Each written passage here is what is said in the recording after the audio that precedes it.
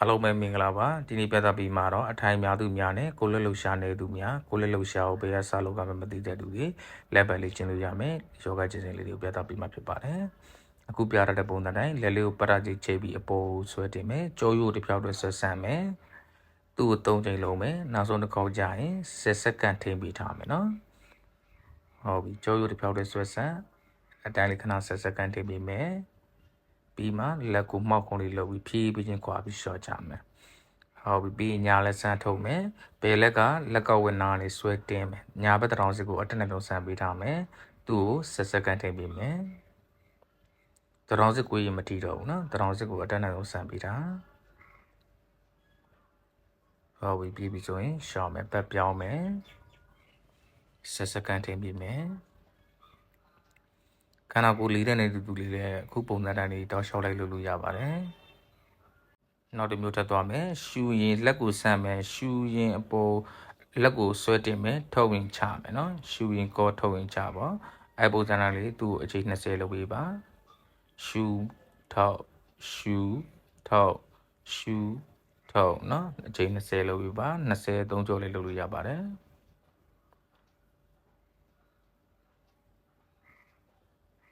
ဟုတ်ပြီပြီးရင်နောက်တစ်မျိုးထပ်သွားမယ်ညာလက်လေးစမ်းထုံမယ်ဘဲလက်ကနေဆွဲမယ်ခေါင်းကအပေါ်မျက်နှာချက်ကြည့်မယ်အတိုင်းလေးပဲသူ့ကို10စက္ကန့်ထိမိထားမယ်ပြီးပြီဆိုရင်ဖြည်းဖြည်းချင်းရှော့မယ်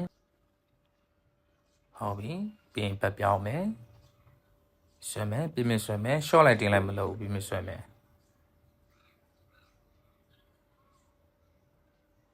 ဟုတ်ပြီပြီးပြီဆိုရင်ဖြည်းဖြည်းချင်းလက်ကိုခွာပြီးရှော့ချမယ်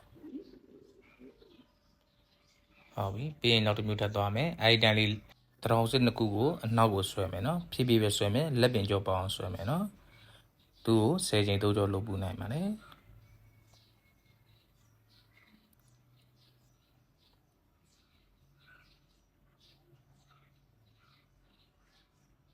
ဟုတ်ပြီပြီးပြီဆိုရင်နောက်တစ်မျိုးထပ်သွားမယ်လက်သီးလေးစုပ်လက်တောင်စစ်ချင်းပူမယ်ပြန်ကားမယ်အနောက်ကိုပဲနော်တို့လည်းလက်ပင်ကြောပေါအောင်ဆွဲမယ်ကားစုလေးပဲသူ့ကိုလည်း10ချိန်3ကြောလုပ်ပေးပါ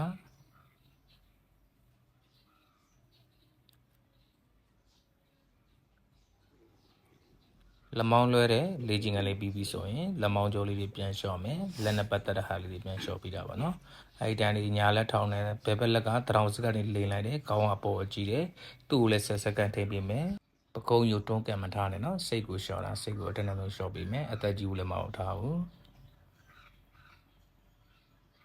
ဟုတ်ပြီပြေးပြီဆိုရင်ဖြည်းဖြည်းချင်းလျှော့လိုက်မယ်ပတ်ပြောင်းမယ်စိတ်ကြီးမတင်တာနဲ့စိတ်ကိုလျှော့တာကောင်းလေးပုံမော့ပြီနော်ဟုတ်ပြီပြေးပြီဆိုရင်ဖြည်းဖြည်းချင်းလျှော့မယ်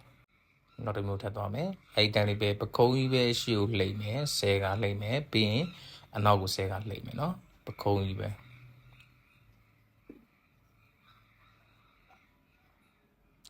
ပြီးရင်ပြောင်းမယ်ပြန်လှိမ့်မယ်10ကပဲ